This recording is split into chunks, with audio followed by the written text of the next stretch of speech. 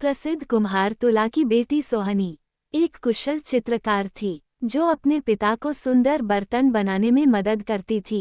इज्जत बेग ने अपने अब्बू की अनुमति से देश विदेश सफर करने की अनुमति ली तो सबसे पहले वह दिल्ली पहुंचा। दिल्ली के बाद इज्जत बेग ने लाहौर का रुख किया, लेकिन उसका मन नहीं लग रहा था और फिर कुछ दिन लाहौर में रुकने के बाद उसने बुखारा लौट जाने का निश्चय किया।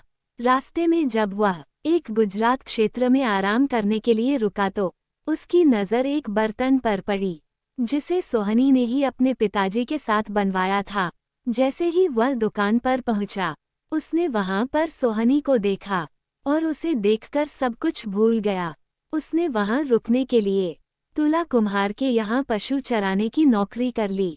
पंजाब में भैंस को माही कहा जाता था और भैंस चराने वाले को महिवाल बोलते थे, इसलिए ऐसे इज्जत बेग का नाम महिवाल पड़ गया। महिवाल भी बहुत खूबसूरत था। वह रोज भैंसों को चराता। धीरे धीरे सोहनी उसे पसंद करने लगी और दोनों को इश्क हो गया और दोनों छुप छुप कर मिलने लगे।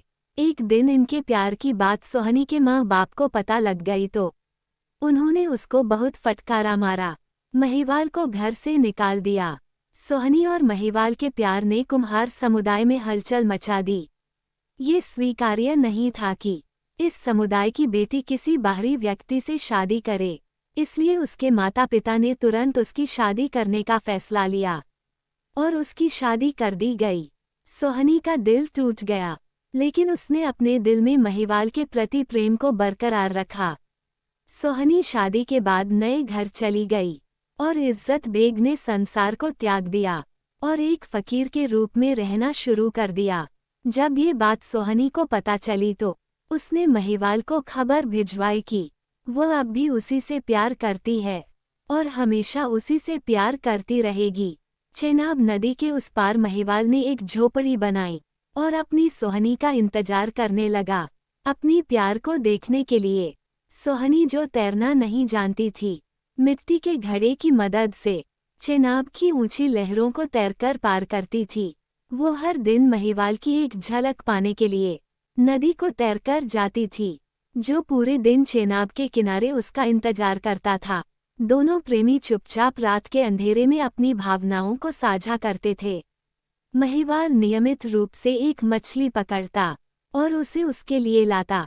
ऐसा कहा जाता है कि एक बार जब उच्च ज्वार के कारण वह मछली नहीं पकड़ सका तो महिवाल ने अपनी जांघ का एक टुकड़ा काटा और उसे भून लिया। पहले तो सोहनी को इसका एहसास नहीं हुआ, लेकिन फिर उसने बताया कि इस मछली का स्वाद अलग है।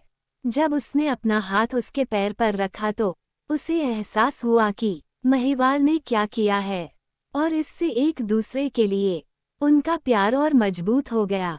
एक दिन सोहनी की नंद को इस बात की भनक लग गई। उसने सोहनी के मिट्टी के मटके को एक कच्चे मटके से बदल दिया, जिससे वह नदी पार न कर सके। उस रात जब सोहनी नदी पार कर रही थी, उसका मटका बीच नदी में टूट गया। सोहनी चेनाब की तेज धाराओं में बहने लगी।